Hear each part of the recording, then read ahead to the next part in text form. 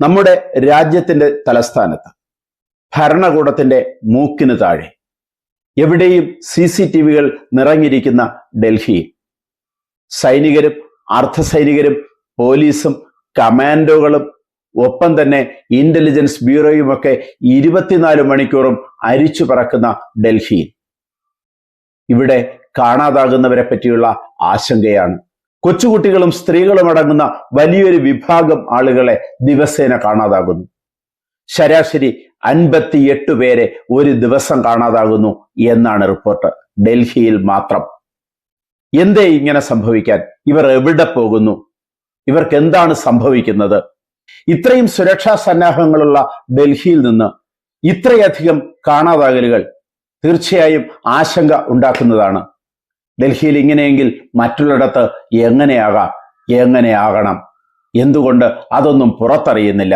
ആകെ 15 ദിവസത്തെ കണക്കുകളാണ് ഇപ്പോൾ പുറത്തു വരുന്നത്.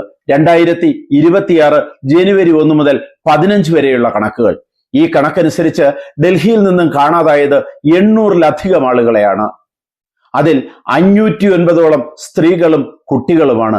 കുട്ടികളിൽ പ്രായപൂർത്തിയാകാത്തവരാണ് ഭൂരിപക്ഷം എന്നുള്ളതാണ് ഏറ്റവും കൂടുതൽ ആശങ്കയുണ്ടാക്കുന്നത്. ഇതിൽ കുറച്ചുപേരെ കണ്ടെത്തി കഴിഞ്ഞു. എന്നാൽ 413 പേരെ കുറിച്ച് യാതൊരു വിവരവുമില്ല. ഈ വർഷത്തെ ആദ്യത്തെ 15 ദിവസത്തെ കണക്ക് മാത്രമാണിത്. PTI റിപ്പോർട്ട് പ്രകാരം 191 പേരും പ്രായപൂർത്തിയാകാത്തവരാണ്.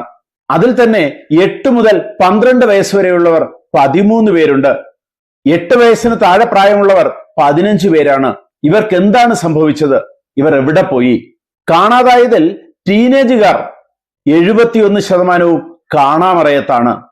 രാജ്യത്തിന്റെ തലസ്ഥാനത്താണ് ഈ അവസ്ഥ. എന്നാൽ ഇതിൽ പരിഭ്രമിക്കേണ്ട കാര്യമില്ലെന്നാണ് ഡൽഹി പോലീസിന്റെ ന്യായം. ഈ റിപ്പോർട്ടുകൾ പുറത്തു വന്നതോടുകൂടി ജനങ്ങളാകെ പരിഭ്രാന്തിയിലാണ്, ആശങ്കയിലാണ്. കുട്ടികളെ ഭിക്ഷാടനത്തിനായി തട്ടിക്കൊണ്ടുപോകുന്ന ഭിക്ഷാടന മാഫിയ, അവയവക്കടത്ത് സംഘങ്ങൾ, മനുഷ്യക്കടത്ത് സംഘങ്ങൾ എന്നിവയുമായിട്ടൊക്കെ ഇതിന് ബന്ധമുണ്ടോ എന്ന് ജനങ്ങൾ പരിഭ്രാന്തിയിലാണ്. ഇങ്ങനെ തട്ടിക്കൊണ്ടുപോകുന്ന കുട്ടികളെ അല്ലെങ്കിൽ കാണാതാകുന്ന കുട്ടികളെ ലൈംഗിക മാഫിയ ഉപയോഗിക്കുന്നു എന്നുള്ള സംശയവും ജനങ്ങൾക്കിടയിൽ വ്യാപകമാണ്. ജനങ്ങൾ പരിഭ്രാന്തരാണ്. പോലീസ് എന്തൊക്കെ പറഞ്ഞാലും. എന്നാൽ ശരിയായ അന്വേഷണം ശരിയായ വിധത്തിലാണ് നടക്കുന്നത് എന്നും ഇത്തരം മാഫിയകളുമായി അല്ലെങ്കിൽ സംഘങ്ങളുമായി ഈ കാണാതാകലിന് ബന്ധമൊന്നുമില്ല എന്നുമാണ് ഡൽഹി പോലീസ് ന്യായീകരിക്കുന്നത്. വീട്ടിൽ വഴക്കിട്ടിറങ്ങുന്നവരും വിവാഹത്തിന് വേണ്ടി ഒളിച്ചോടുന്ന കമിതാക്കളുമൊക്കെ ഈ ലിസ്റ്റിൽ വരുന്നു എന്നാണ് പോലീസ് പറയുന്നത്. കഴിഞ്ഞ വർഷത്തെ അപേക്ഷിച്ച് ഇപ്പോൾ കാണാതാകുന്നവരുടെ എണ്ണത്തിൽ വലിയ കുറവുണ്ട് എന്നാണ് പോലീസിന്റെ അറിയിപ്പ്. ഇത്തവണ ജനുവരിയിൽ 1777 പേരാണ് കാണാതായിരിക്കുന്നത്. കഴിഞ്ഞ വർഷം എന്ന് പറഞ്ഞാൽ 2025 അത് 2042 ആയിരുന്നു. പ്രതിമാസ ശരാശരിയിൽ വളരെ എണ്ണം കുറവാണ് എന്നും പോലീസ് അറിയിക്കുന്നുണ്ട്. കഴിഞ്ഞ വർഷം 24,508 പേരെ കാണാതായതിൽ 15,421 പേരെ കണ്ടെത്തിയെന്ന് പോലീസ് അറിയിച്ചു. എന്നാൽ ഇപ്പോഴും 9,000-ഓളം പേർ കാണാമറയത്താണ്. അവർക്ക് എന്ത് സംഭവിച്ചു? അവരെവിടെ പോയി? ആർക്കും അറിയില്ല. ആശങ്ക വേണ്ട, അന്വേഷണം പുരോഗമിക്കുന്നു എന്ന് പോലീസ് അറിയിക്കുമ്പോൾ ജനുവരി 1 മുതൽ ജനുവരി 15 വരെ കാണാതായവരുടെ എണ്ണം 800-ന് മുകളിലാണ്. അപ്പോഴും കൃത്യമായൊരു മറുപടി നൽകാൻ പോലീസിനാകുന്നില്ല. ഇത് പണം നൽകി കൊടുക്കുന്ന വാർത്തയാണെന്നും പോലീസിനും രാജ്യത്തിനും നാണക്കേടുണ്ടാക്കുന്നതിന് വേണ്ടി മനഃപൂർവ്വം ചെയ്യുന്ന വാർത്തയാണ് എന്നും പോലീസ് അറിയിക്കുന്നുണ്ട്. ഇതുപോലുള്ള വാർത്തകൾ നൽകുന്നവർക്കെതിരെ കേസെടുക്കുമെന്നാണ് പോലീസ് അറിയിക്കുന്നത്. ജനങ്ങളുടെ ആശങ്ക പരിഹരിക്കുന്നതിന് പകരം കേസെടുക്കും എന്നൊരു ഭീഷണിയാണ് പോലീസ് ഇവിടെ നടപ്പിലാക്കുന്നത്. നേരത്തെ പറഞ്ഞ കാര്യം ഒരിക്കൽ കൂടി ഒന്ന് ആവർത്തിക്കട്ടെ.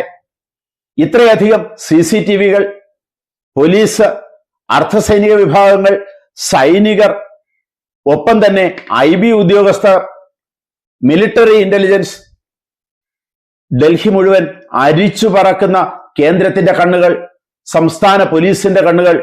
ഇതിനിടയിൽ കൂടി ഇവർ ഇത്രയും പേർ കാണാതാകുമ്പോൾ ഇത്രയും സുരക്ഷാ വലയങ്ങളില്ലാത്ത, സന്നാഹങ്ങളില്ലാത്ത മറ്റു സ്ഥലങ്ങളുടെ അവസ്ഥ എന്തായിരിക്കും? പോലീസിനൊരു മറുപടി തരാൻ കഴിയുന്നില്ല. നമ്മൾ കരുതണം, നമ്മൾ കരുതിയിരിക്കണം. നമ്മുടെ വീട്ടിലേക്ക് ഒരു കണ്ണുമായി, നമ്മുടെ മക്കളുടെ പുറത്തേക്ക്, നമ്മളുടെ സഹോദരങ്ങളുടെ പുറത്തേക്ക്. അങ്ങനെ നമ്മളുടെ വീട്ടിലേക്കൊരു കണ്ണുമായി നമ്മൾ കാവലിരിക്കണം. ഇല്ലെങ്കിൽ ഇതുപോലുള്ള സംഭവങ്ങൾ ഇന്നല്ലെങ്കിൽ നാളെ എന്റെയോ നിങ്ങളുടെയോ വീടുകളിൽ സംഭവിച്ചുകൂടാ എന്നില്ല. അങ്ങനെ ഉണ്ടാകാതിരിക്കട്ടെ എന്ന പ്രാർത്ഥനയോടുകൂടി പോലീസിലും ഇന്റലിജൻസിലും മിലിറ്ററിയിലും IB-യിലുമൊക്കെ കൂടുതൽ വിശ്വാസം അർപ്പിച്ചുകൊണ്ട് ജീവിക്കാനേ നമുക്ക് നിവൃത്തിയുള്ളൂ. ഇതൊരു സമൂഹത്തിന്റെ പ്രശ്നമാണ്, ഇത് ഓരോ വീടിന്റെയും പ്രശ്നമാണ്, ഇത് ഓരോ സംസ്ഥാനത്തിന്റെയും പ്രശ്നമാണ്, ഇത് രാജ്യത്തിന്റെ പ്രശ്നമാണ്, ഇത് മനുഷ്യ ജീവിതത്തിന്റെ പ്രശ്നമാണ്. പുതിയ വാർത്തകളും വിശേഷങ്ങളുമായി ഉടൻ ദയവായി ഈ ചാനൽ സബ്സ്ക്രൈബ് ചെയ്യുക. ഒരുപാട് പേർ സബ്സ്ക്രൈബ് ചെയ്യുന്നുണ്ട്, ഫോളോ ചെയ്യുന്നുണ്ട്. പോരാ, നിങ്ങളുടെ റിപ്പോർട്ടാണ്, നിങ്ങളുടെ സപ്പോർട്ടാണ് ഈ ചാനലിന്റെ വളർച്ചയ്ക്ക് ആധാരം.